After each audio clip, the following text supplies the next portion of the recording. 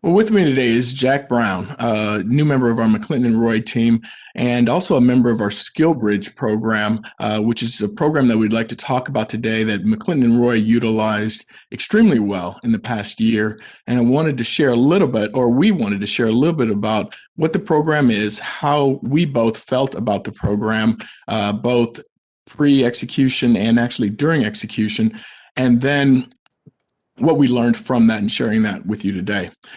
So, Jack, we started discussing the details of the program and a partnership probably about a year and a half ago. And I had to admit, when I first looked at this, I didn't understand what SkillBridge was, and I'd never heard of it before. So, I guess the first question to you is, how did you find out about the SkillBridge program? Yeah, so thank you for having me, Jamie. That's kind of an interesting story. It's really a story of finding opportunity through helping somebody else. But first, maybe we should start with a little bit of an overview about what SkillBridge is. No, outstanding. Yeah, it's a perfect place to start. What is SkillBridge?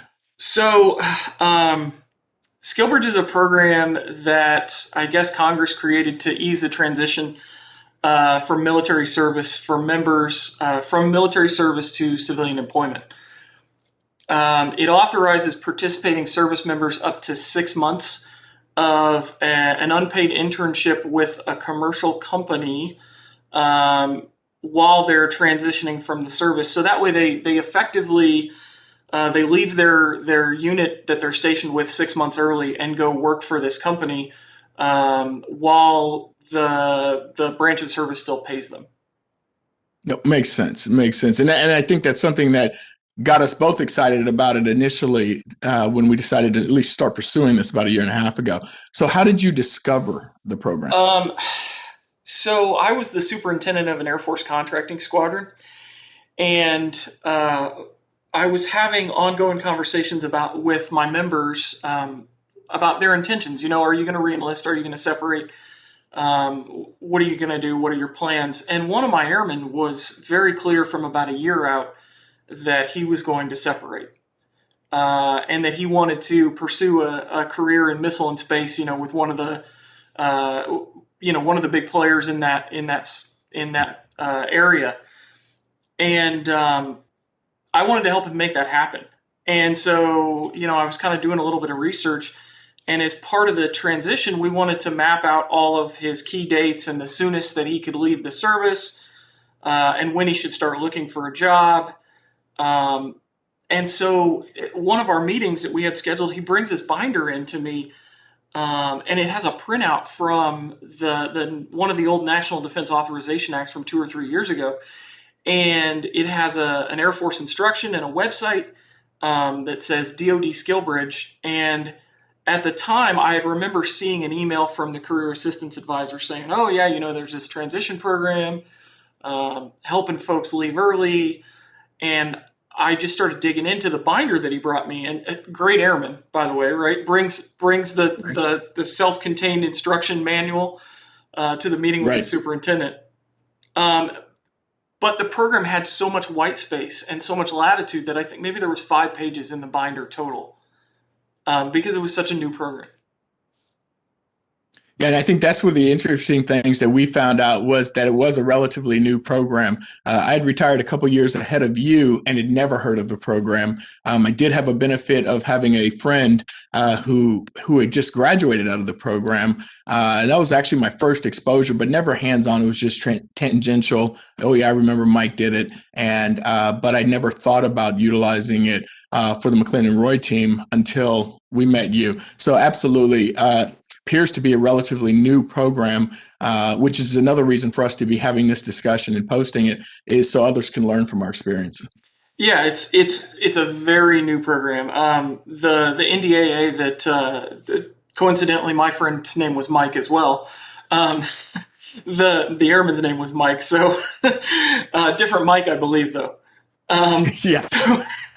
So the NDAA printout that he brought me, it basically just said, it laid out the rough, the strategic vision for the policy. And it basically just said, services, you will do this program. And it outlined the broad strokes, the 6 months, choosing the sponsor company, the active duty pay, the training and the internship goals, and then the implementing guidance for the Air Force at the time was almost non-existent. In fact, when I went to the website, when Mike and I first started talking about it, the website just basically had the under construction symbol and said, "Come back later." Right. Yeah, no, I mean there's pros and cons to that, right? And I think that's one of the areas that we want to kind of pull the string on a little bit about. We come from a background of highly regulated, with the federal acquisition being extremely large as contracting officers, and then the DFARS. Given the little guidance that you were able to uncover, what were your next steps, and how did you know what to do in terms of getting that approved? Because from my seat, you seem to know exactly what to do. Well, I'm glad that it looked like that at the time. So, from the standpoint of when there's little to no regular guidance, it's frustrating because you want the instruction manual on how to do something.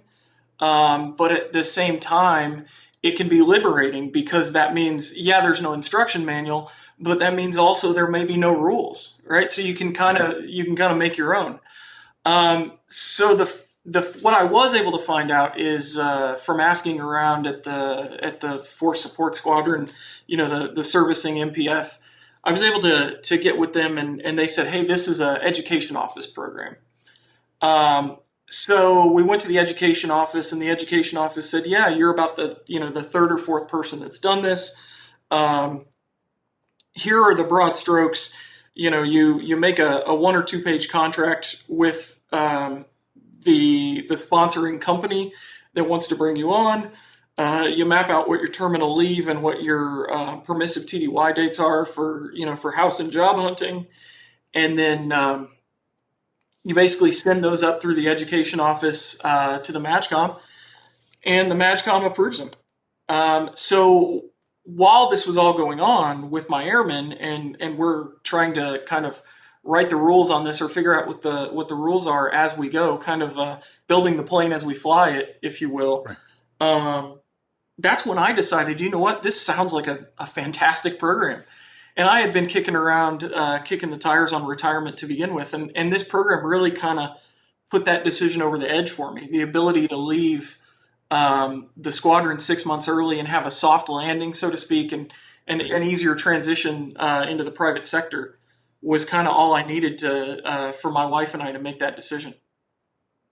No, it sounds pretty easy, and I'll tell you from my seat, it felt very easy, which was kind of shocking for a government program, especially an infantile government program, to be. So you kind of hit a little bit about into my next question about what the education office have to say and what their process was. You hit some of the big strokes on what they did. What was, just from a feeling perspective, was it relatively easy to work with them and to get all those approvals that you laid out? Yeah. So I had a great education counselor. His name was Josh, and he was really helpful. As I had said before, I think I was maybe the fourth person. My airman maybe was the fourth person, and I was the fifth person on Shepherd, where I retired, to do this. But Josh laid out the broad strokes for me. He said, "Okay, so you've found a company, right?" Yeah, I found a company. Then he said, "Okay, well, you have to create a training plan and a schedule for your program, your internship with the company. Kind of lay out the broad strokes of what the goals are for your internship."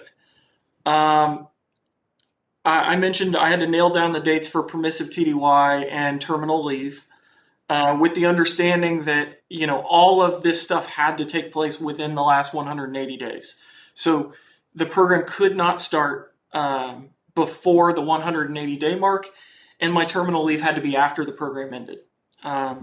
Right. Then he said, as I mentioned before, there's kind of a brief contract. There's a tripartite agreement that was signed between you, the company, McClinton and Roy, myself, and the commander as the second party, and then the MAJCOM, the education office, right, being the third.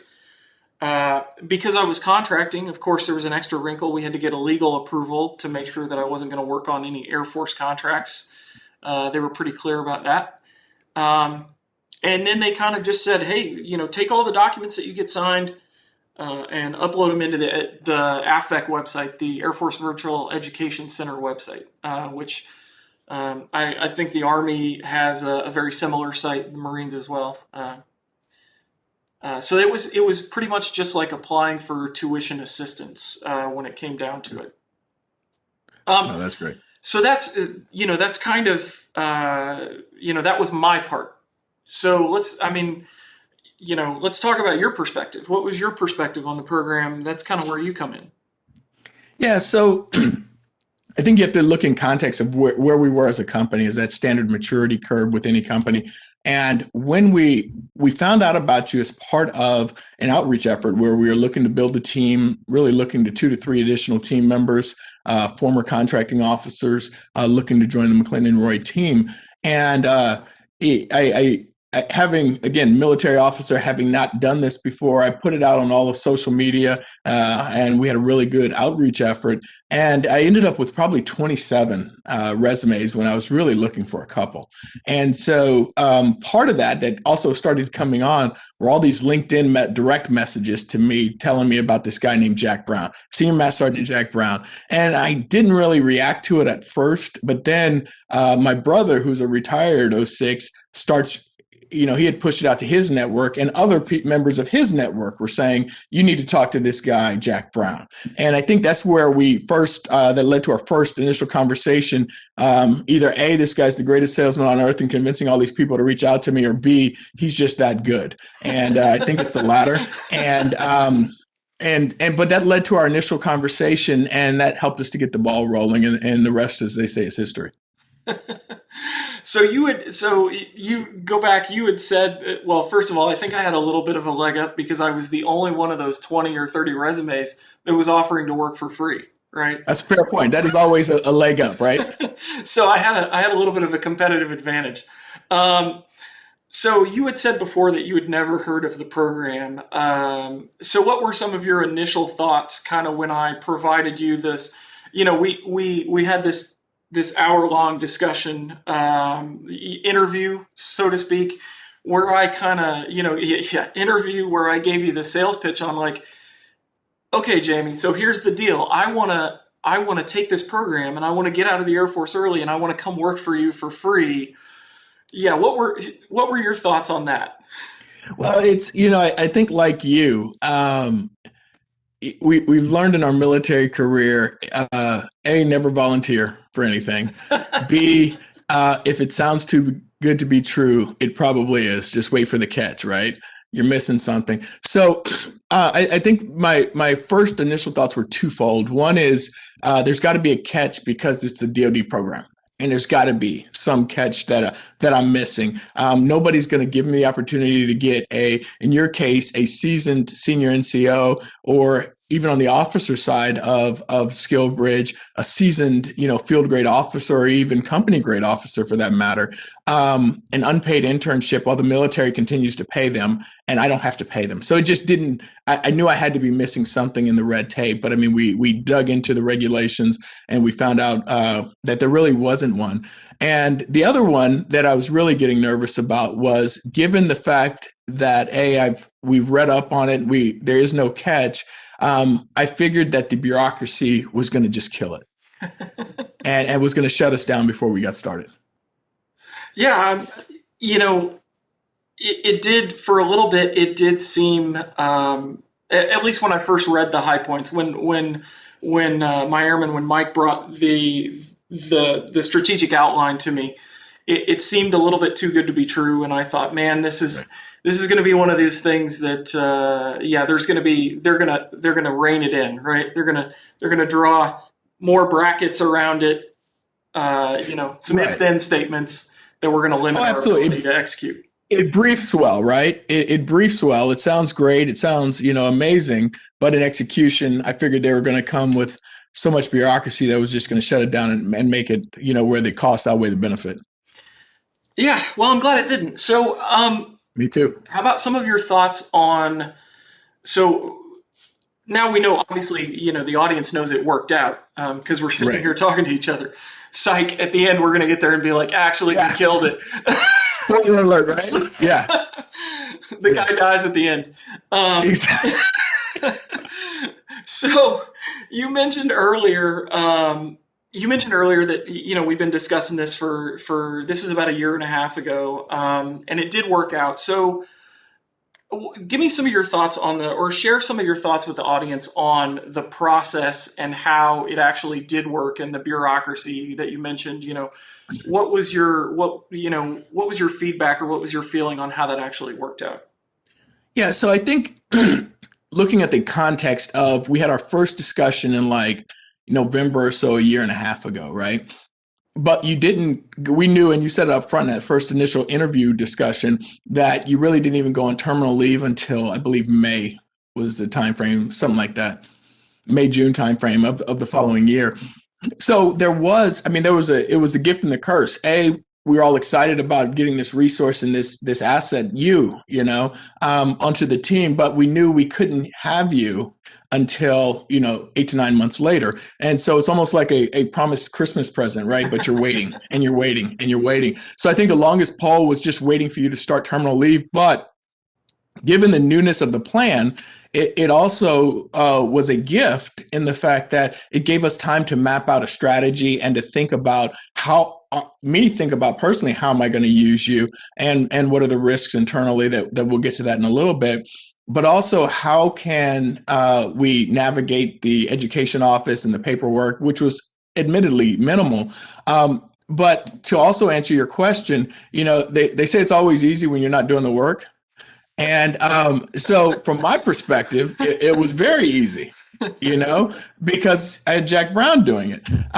But the long pole was waiting for you to get in and also making sure we had a plan in place to actually make it meaningful and actually get some gainful, in air quotes, employment out of the opportunity.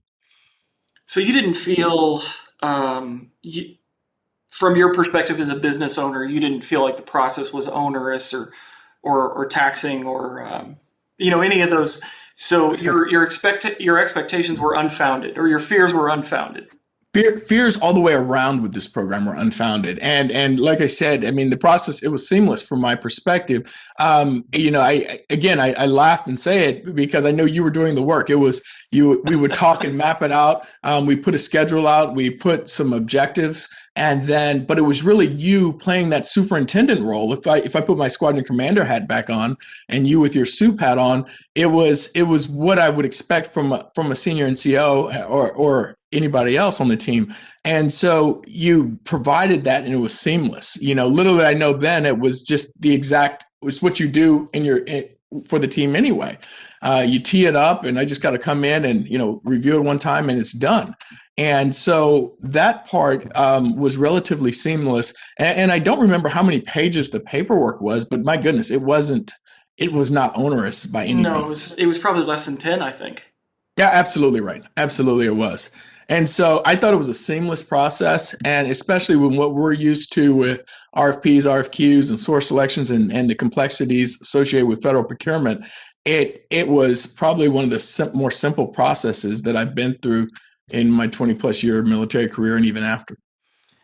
I think that you make a good point, though, about I think you make a good point, and I appreciate the compliment, right, about me doing the work. But I think you make a good point that people that are interested in this program need to understand. And from my perspective as the intern, the way I approached this was I'm the one that's asking for a job. And I consider my preparation and my efforts in doing the paperwork and doing the developing the training plan, making sure that you were good with the training plan, developing the objectives. I considered that part of part of the task or part of the audition, if you will, to Sure. to showing the sponsor company, McClinton and Roy, what the value I could bring was. Right. If I just come to you and I say, hey, I want to come work for you, and the Air Force is going to let me come work for you for free, and then I say, there's this new program, and I just send you a web link and then force you to do all the paperwork, it might not work out.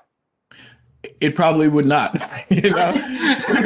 Yeah, because it is. But in a lot of ways, I never looked at it like that. But you're absolutely right. It was like an audition, right? Mhm. It was. It's what we do as procurement professionals, right? We figure out the process and we map our way through it. And that's what the mission of McClinton and Roy is to help clients effectively and efficiently navigate through the federal procurement process. You helped me effectively and efficiently navigate through the SkillBridge process. But it's everything we do on a day-to-day basis in procurement is that we figure out what the process is, how to comply with the process, and then navigate through it. Yeah, absolutely. I mean, just because a process is new doesn't mean it has to be scary, right? Or doesn't mean it has to be Exactly. impossible. Exactly, and that's part of why we wanted to get this video out is for the audience to see that it's an incredible resource that a lot of people, when I talk to fellow business owners, especially in the DC area, they just simply have never heard of it, and it's a resource that we highly, I know you would agree, highly recommend. Oh, absolutely. I'd do it again if I could. Absolutely. Um, So we just yeah. so, um, speaking of value to your business, right, and the incredible resource that it is, can you kind of elaborate on? Let's look at McClinton and Roy, where McClinton and Roy was a year ago to where McClinton and Roy is post DoD SkillBridge program, and a year on now. Yeah, no, I'll tell you. I mean, and I got to say, again, it's not looking in a silo of just Jack Brown because we did that expansion Mm-hmm. at the same time. But having you in the SkillBridge program as a resource helped to manage the growth a little bit more. Because we added, roughly 3 to 4 people in the span of a 12-month period.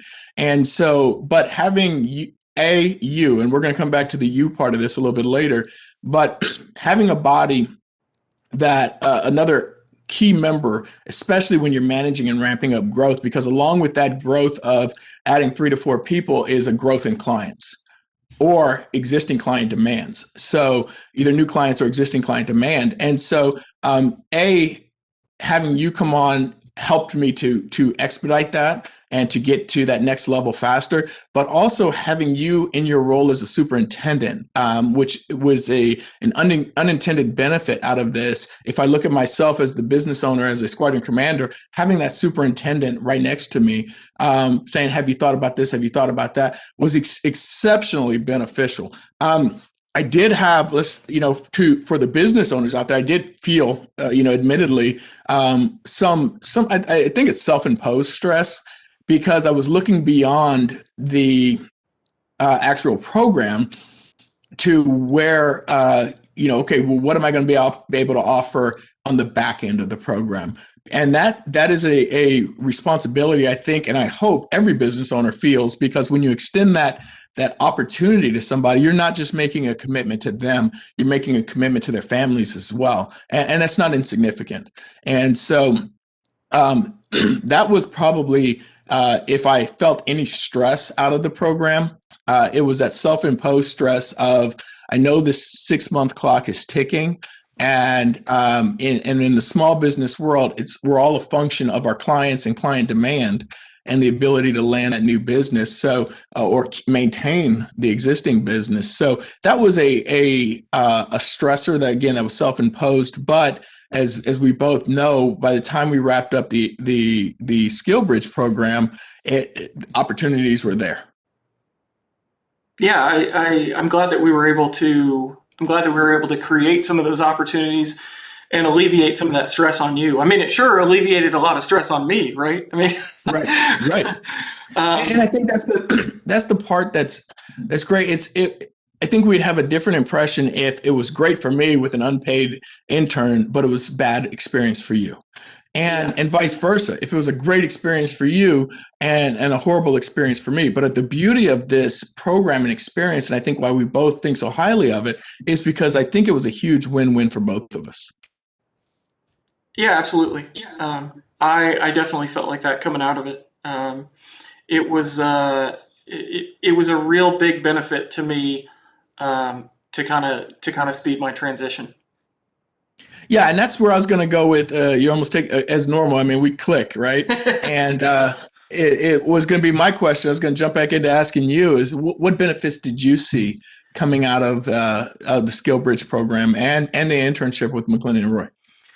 Um, so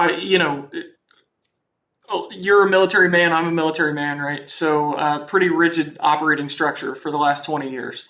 And I discovered that working with you and that the commercial marketplace definitely rewards innovation more so than the military does. Um, I talked earlier, we talked a little bit about white space and decision space with the program and how it was in its infancy. Well, the commercial marketplace and working for you, I've had a lot more decision space than I'm used to. And I think that your structure in McClinton and Roy and our clients have rewarded that decision space. Um, the entire experience has provided me with a lot more of that, and decision space coupled with positive feedback builds confidence, right? I mean, Right. there's nothing better than to be able to make the call, get it right for the clients, right, and then have the client reward us, and then have more clients hear about that through word of mouth, and then come on, and Right. it just makes you feel great, not only for yourself but for the clients too. Um, you've also provided me with some real world experience and insight into how small businesses are run. And in doing so, I've kind of honed my skills and honed some of the skills that I learned while serving in a contracting officer capacity about small businesses, but from the other side. Now I Right. kind of see it from the small business perspective. So that's been nice, and you've really helped ease my transition. Because it's a very stressful time, not only for me but for my family, and just kind of knowing that I had a safe space to operate while the Air Force was still paying me. So I had that audition period. I was getting Right. a paycheck no matter what, right? I was still getting a Right. paycheck from the Air Force, so that meant a lot to me. Um, yeah, so I would just recommend that anybody that can take advantage of it, and can find the. I think it's important to find the right company though. To be a good fit with you, because it wouldn't work with just any company. I think it works with me and you. No, that's a fair statement, and I think as you know, every business is slightly different. And back to your discussion on processes, it's one of those you got to figure out. We have to figure out collectively as a team, or had to, and I think arguably we still are. Is we don't want to lose the agility that we have as a small business, but at the same time, there are some processes that you've got to put in place. Your mission, your vision, where are you going, reporting so the appropriate people know, back to General Mattis, what do I know, who needs to know, and have I told them kind of philosophy. But it works well with us, communication, I really at the speed of text message, phone call, or email. And that's one of the things I think that we bring to the table is just the agility, as well as the knowledge of the federal procurement system. So I agree with you. I think not only is it important for the company, for you to find the right company, but it's also important for the company to find the right person. We know every single airman is not Jack Brown, right? And so half of the Air Force probably says, "Thank God about that," right? But but in all seriousness, it's yeah, thank you. But I was talking to a friend of mine, a business owner out here in DC, about it. He had never heard of the program. And I also told him, I said, this, I could have had a completely different view of the SkillBridge program if I hadn't had Jack Brown. Because you and your personality and your professionalism is a large part of the success that we had. And so I don't want to overly paint the picture that this program is in and of itself this panacea, because it's, as you said, it's a lot of white space and open space for you to make your own decisions. But assuming you have the right company paired with the right individual, this has got to be one of the greatest programs for anybody to take advantage of. All right. Any last words? You summed it up pretty well there. Yeah, I would just say, I mean, for business owners or for military folks looking to utilize the SkillBridge program, they can email us at info@mcclintonandroy.com. and just MCCLINTON and spell it out Roy.com. And that'll come to our info box, and we'll either I can talk it from a business owner perspective, or B, I'm sure you wouldn't mind if we connected some airmen, soldiers, airmen, Marine, Coast Guardsmen with you to get the intern's perspective. No, not at all. In fact, you could email me at jack@mcclintonandroy.com, same spelling. Just my first name, jack@mcclintonandroy.com, and I will be happy to answer any questions as well. Absolutely. Well, Jack, I can't thank you enough, for reaching out and responding to our outreach efforts a few years back, and more importantly, the friendship that we've created over the time. You are, from a professional standpoint, the epitome of professionalism. You are a contracting, ninja, as General Holt would say. And more importantly, I think than all of that, and more importantly, the value you've brought to McClinton and Roy is the friendship you've brought to me personally. So thank you for that. Well, how am I going to top that? I mean, you're very welcome. Thank you, and honestly, ditto. Right? I mean, like, you've been, as I said before, you've been such a mentor, and I'm so glad. The network is strong, folks. The network is strong. The BroNet is strong. I wouldn't have had this opportunity if I didn't know someone who knew someone who knew Jamie. So,